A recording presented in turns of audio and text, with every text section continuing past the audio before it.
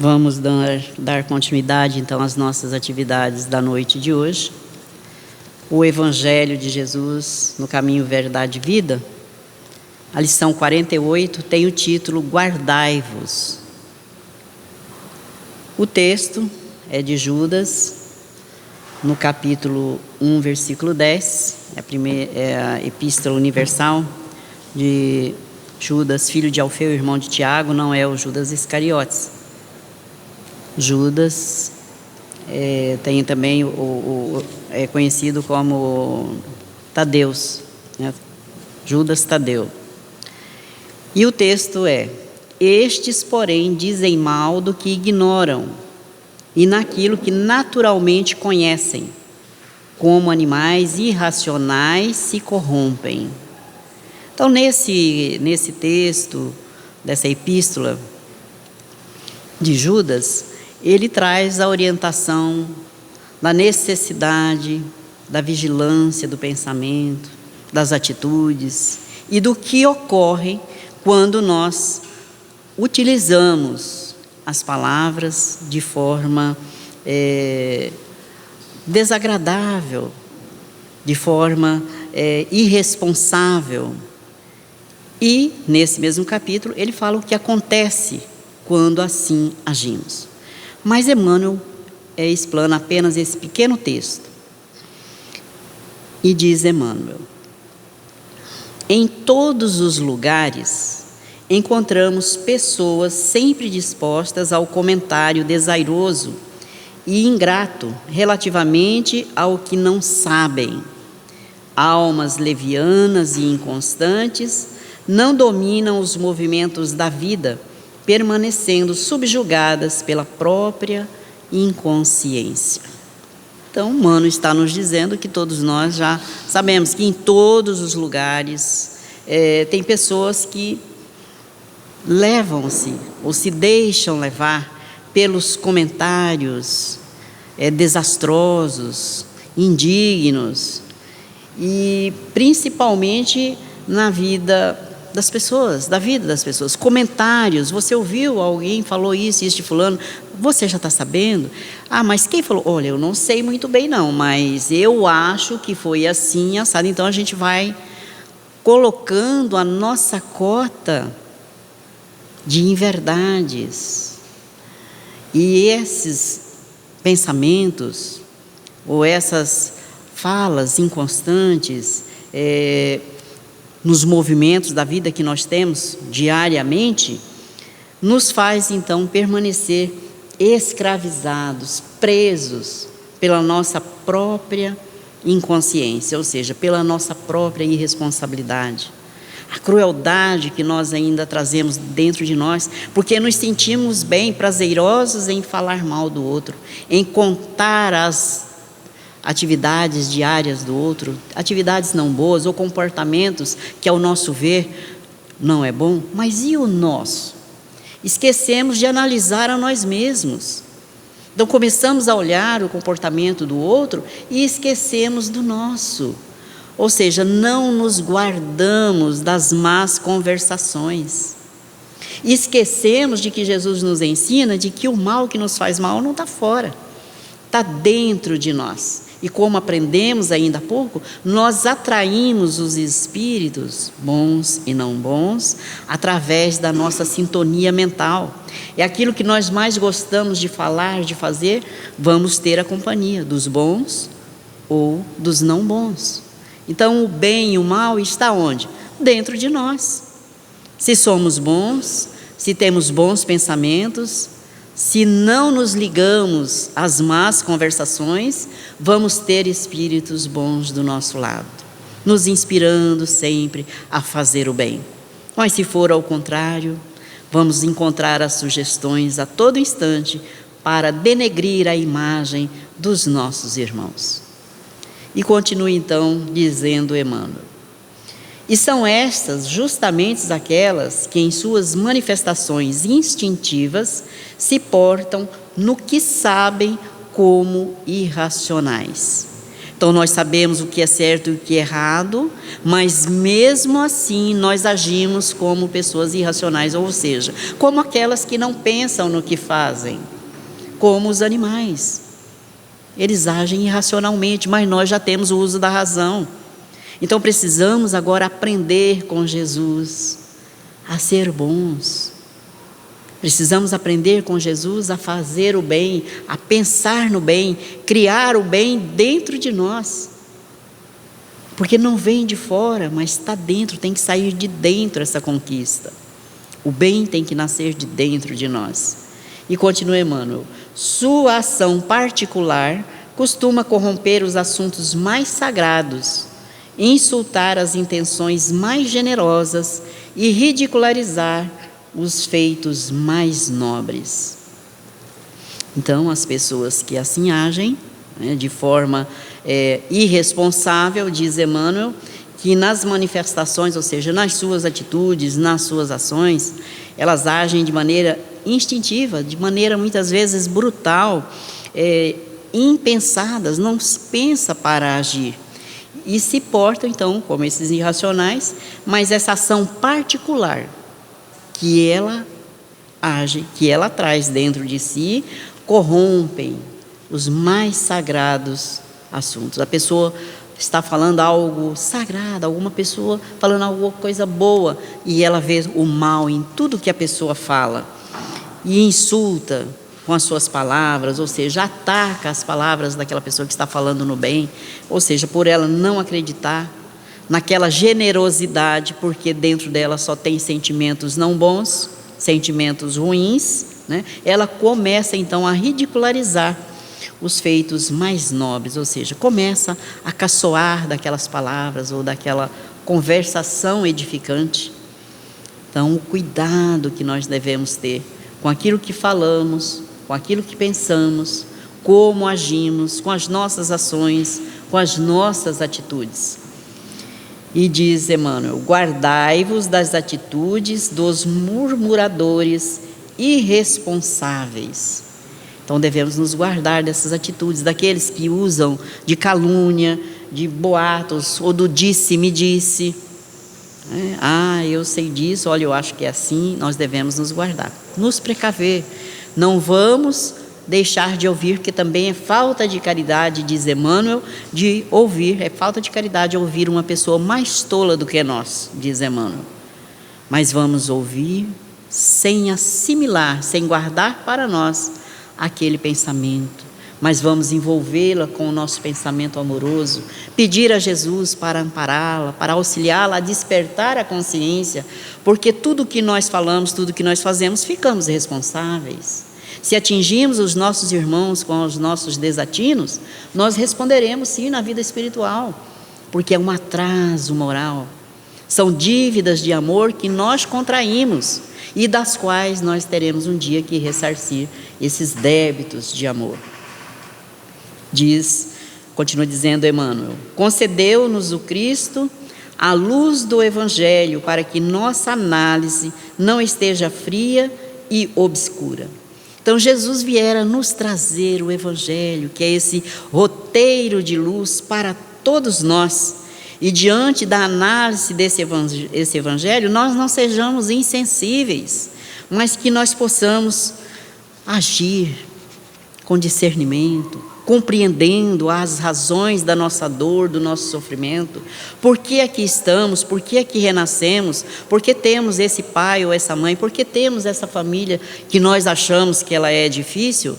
Mas vamos então compreender que o difícil não é o nosso familiar, mas o difícil somos nós mesmos, que precisamos nos transformar, que através da nossa mudança íntima, que nós vamos auxiliar os nossos irmãos que convivem conosco a também se transformarem. Então vamos começar a olhar a vida de uma maneira diferente, Não vamos ficar confusos e nem complicando as nossas existências. As atitudes que ocorrem ao nosso redor. Não vamos condenar, não vamos mais maltratar os nossos irmãos, não vamos mais ser orgulhosos, incompreensivos, intolerantes, porque vamos compreender a dificuldade do outro. Continua Emmanuel: o conhecimento com Jesus é a claridade transformadora da vida, conferindo-nos o dom de entender a mensagem viva de cada ser e a significação de cada coisa no caminho infinito. Então, o conhecimento que nos traz Jesus é essa claridade transformadora das nossas vidas, se nós aceitarmos as orientações que Ele nos traz, se nós começarmos a vivenciar o que Ele nos ensinou. Então, todos nós trazemos dentro de nós esse dom de entender, de compreender a nossa dificuldade e também a dificuldade do outro. Nós aqui não estamos em posição melhores do que ninguém. A Terra é uma escola, é um hospital, no qual abriga todos nós, espíritos imperfeitos que somos, disse Jesus. Aqui estamos para aprender a ser bons, para nos melhorarmos. E como escola, nós temos que ter as provas. Para sabermos se melhoramos, vamos passar pelas provas. Alguém vai testar a nossa paciência, alguém vai testar a nossa dificuldade de entender, de compreender, alguém vai nos chamar a atenção, vai mostrar quem nós somos. Se nós já sabemos quem nós somos, nós vamos compreender, o irmão está certo, então eu preciso me policiar mais nesse momento. Se não compreendemos, nós vamos falar mal dele. Quem é você para me dizer isso, se você é pior do que eu, não é? Então precisamos das provas para saber até onde está o nosso conhecimento e a aplicação desse conhecimento e desse evangelho nas nossas vidas. Então é a oportunidade que temos. E ele finaliza dizendo: somente os que ajuizam acerca da ignorância própria, respeitando o domínio das circunstâncias que desconhecem, são capazes de produzir frutos de perfeição com as dádivas de Deus que já possuem. Então, Emmanuel está dizendo que somente aqueles que pensam, que avaliam na ignorância própria, que já é nata dentro de nós, somos espíritos ainda imperfeitos, disse Jesus, portanto, espíritos ainda ignorantes, espíritos que ainda não aprenderam a amar, somos todos nós aqui no planeta Terra. Se não for assim, não estaríamos aqui nesse planeta. E então, aqueles que assim pensam, se nós já pensamos assim, se nós já conseguimos avaliar a nossa existência, o nosso comportamento diante das pessoas, aquilo que nós realizamos, como falamos, como aceitamos as dificuldades que nos cercam, então já seremos capazes de produzir esses frutos de perfeição, porque avaliando as circunstâncias que nos cercam, nós vamos aproveitar então as dádivas de Deus que nós já possuímos. Se assim não o fazemos, não vamos desanimar, porque Jesus nos dissera: eu venci o mundo e vós também vencereis. Então ele mostra-nos que nós também somos capazes de vencer a nós mesmos, as dificuldades que nós trazemos. E ele disse que ele não vier aqui para auxiliar os bons não precisam de médico, mas sim os enfermos da alma, que somos todos nós. Quantos já se elevaram espiritualmente? Quantos já saíram daqui renovados para mundos superiores? Que são os denominados santos, não é?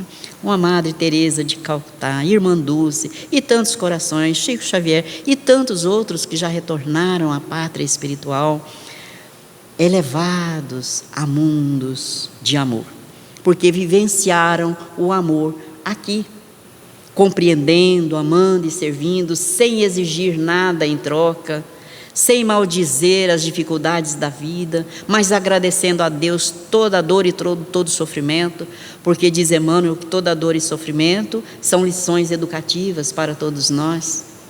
Então, precisamos parar de lamentar, precisamos parar de reclamar de tudo. Nós reclamamos do sol quente, da chuva que cai demais, do tempo que está muito frio, enfim, reclamamos do parente, da família, do nosso companheiro de trabalho, reclamamos de tudo, ao invés de agradecermos por aqui estarmos nesse planeta maravilhoso, que nos acolhe a todos, com as pessoas que nós precisamos estar, conviver, aprender a amar. Quantas vezes nós maldizemos aquele que está ali apontando os nossos defeitos, quando esse que aponta os nossos defeitos são os nossos maiores benfeitores, porque está nos ajudando, nos auxiliando a nos policiarmos, a corrigir as nossas falhas. O amigo verdadeiro é esse que aponta as nossas falhas. Aquele que passa a mão na nossa cabeça não é o verdadeiro amigo. Ah, coitadinho, você não merecia passar por isso. Não é amigo de verdade. Agora, aquele que mostra, você precisa melhorar nisso, você está fazendo isso e isso de errado, esse é amigo de verdade. Quer a nossa ascensão espiritual. E nos diz o nosso irmão André Luiz, no livro Coragem, psicografia do nosso irmão Chico Xavier, que nós não devemos esperar viver sem problemas, que é o que nós mais queríamos, não ter problemas. Que tudo fosse tranquilo e calmo. Aqui na Terra ainda não é possível, por enquanto, né? Estamos ainda no mundo de provas e expiações, num momento de transição planetária em que iremos sair de provas e expiações para regeneração. Mas até chegarmos a esse ponto, nós vamos ainda passar por dores e sofrimentos. Então é preciso guardar-nos, é preciso vigiar o nosso pensamento, como disse Jesus, para não cairmos na tentação de continuar errando. Então ele diz, não espere viver sem problemas, de vez que problemas são ingredientes de evolução necessários ao caminho de todos. Então daí a razão do nosso sofrimento, da dor, das dificuldades que enfrentamos. Precisamos aproveitar as lições que ela nos traz. E ante os próprios erros, porque todos nós erramos, né? Aquele que diz eu não erro, não está sendo verdadeiro. Ainda que nós erramos. Não descambe para o desculpismo, e se enfrente as consequências deles, dos erros que cometemos, a fim de retificar-se como quem aproveita pedras para a construção mais sólida. Então devemos aproveitar. Não perder a serenidade, diz André Luiz, né? Perante as prováveis decepções da estrada. Não vamos perder a serenidade, porquanto aqueles que supõem decepcionar-nos estão decepcionando a si mesmos.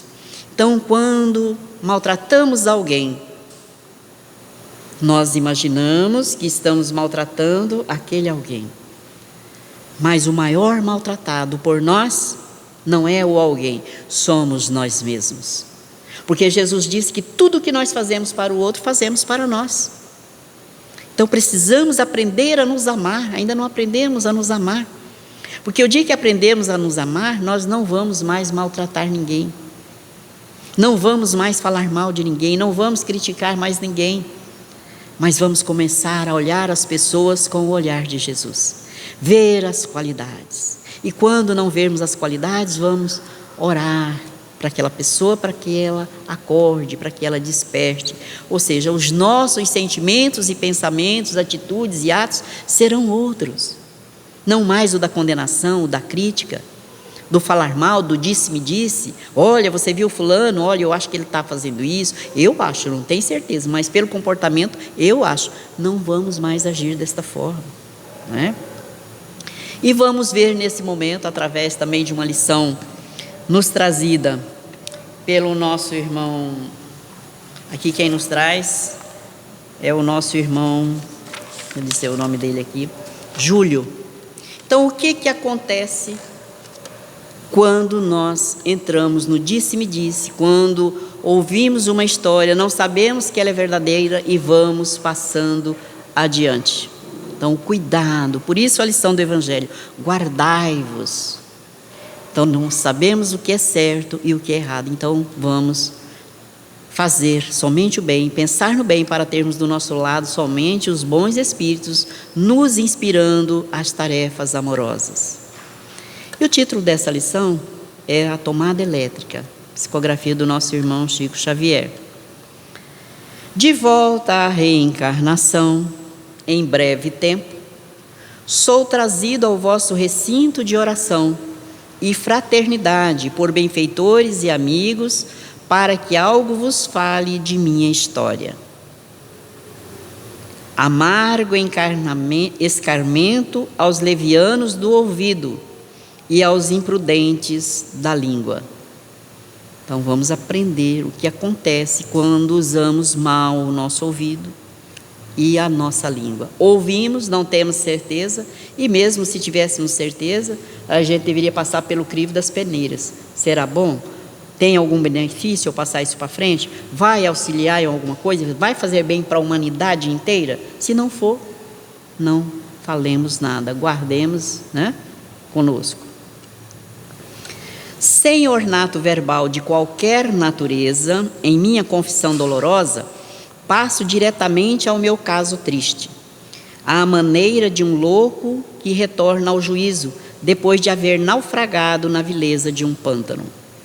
Há alguns anos, em minha derradeira romagem na terra, eu era um simples comerciário de hábitos simples.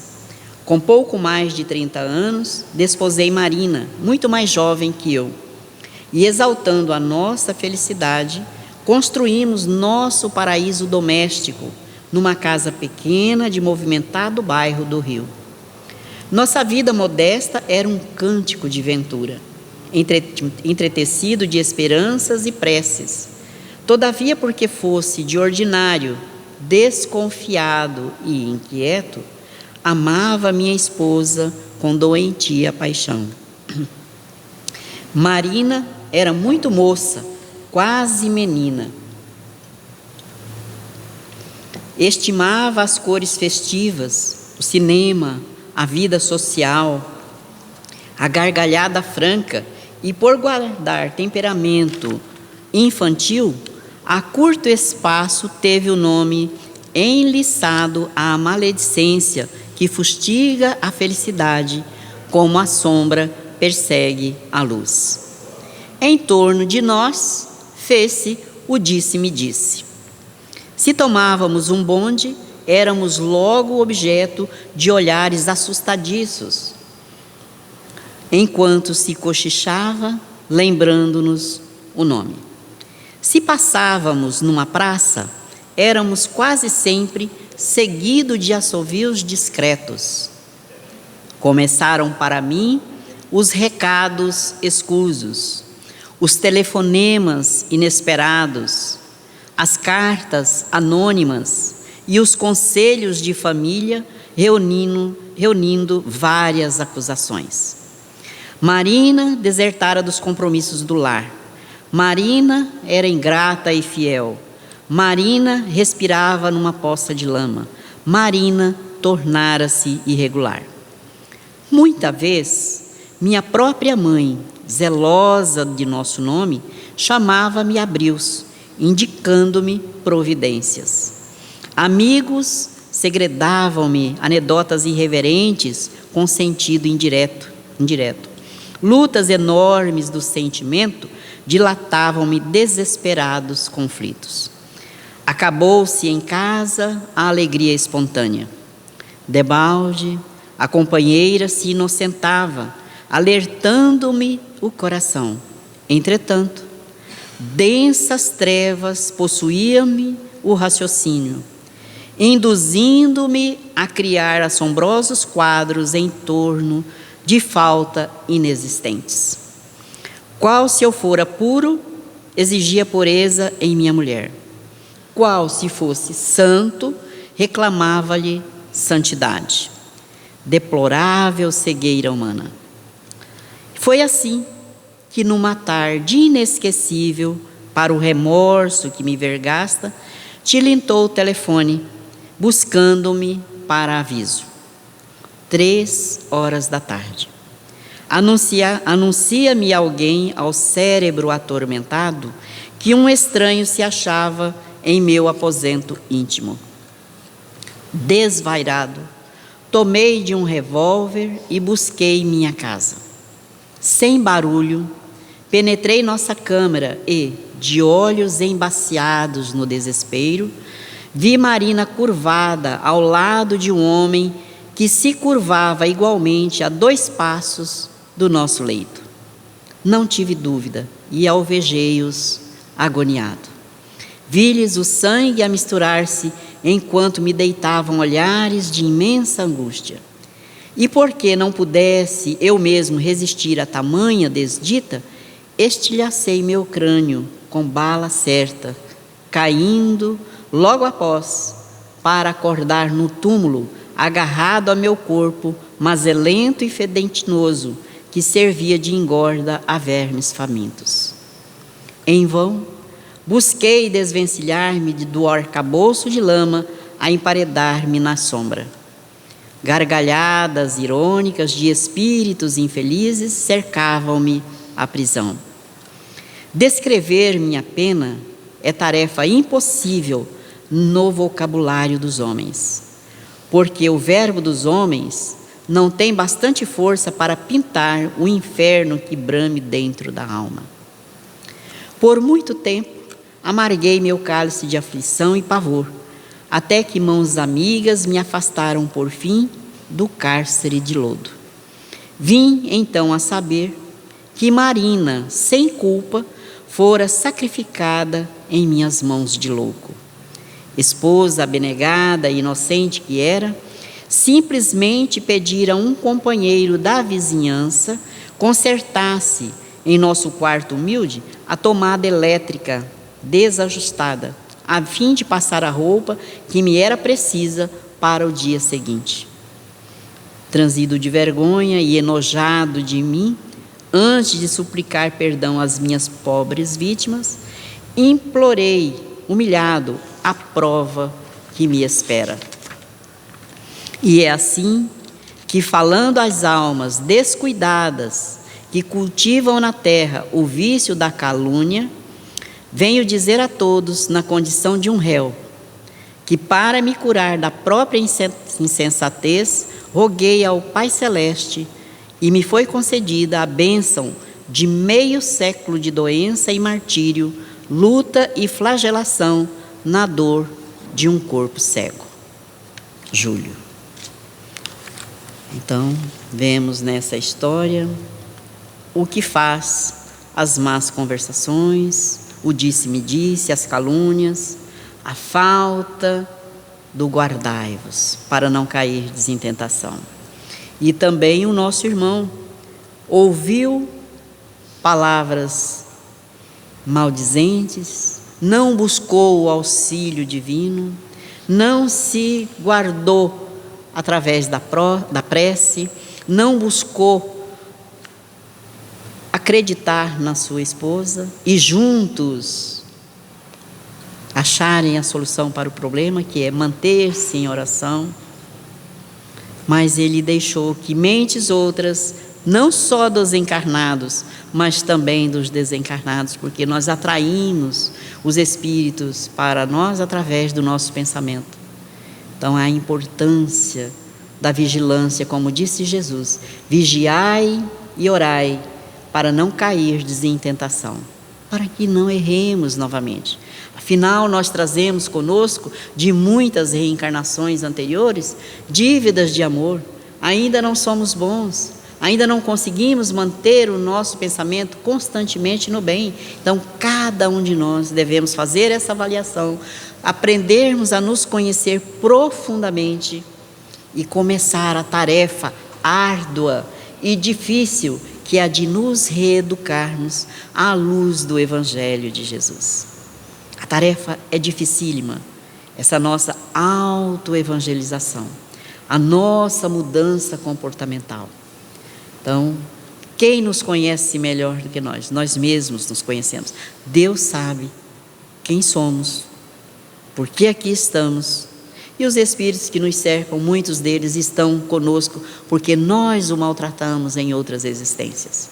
Então agora é o momento de nós auxiliar esses nossos irmãos a também se melhorarem. Como? Através do nosso comportamento, através da nossa mudança.